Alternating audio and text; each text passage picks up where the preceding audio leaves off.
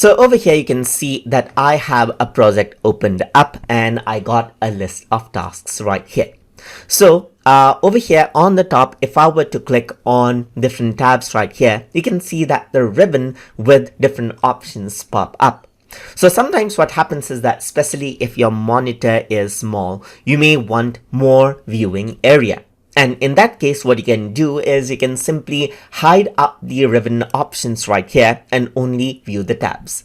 So to do that, you can see the ribbon right here.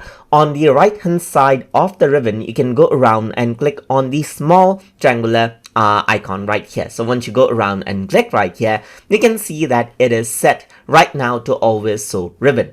But if I were to go around and click show tabs only, then what happens is that the ribbon gets hidden right there and only the tabs are here.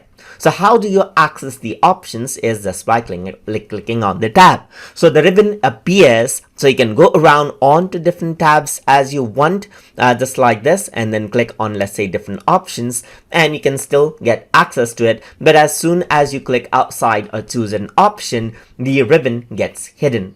So if you want to see the ribbon once more, then pin it out like before, you can click on any one of the tabs and click on the down arrow button again, and then choose always show ribbon. So once you do that, what happens is that the ribbon is back again, and then it is pinned onto the application.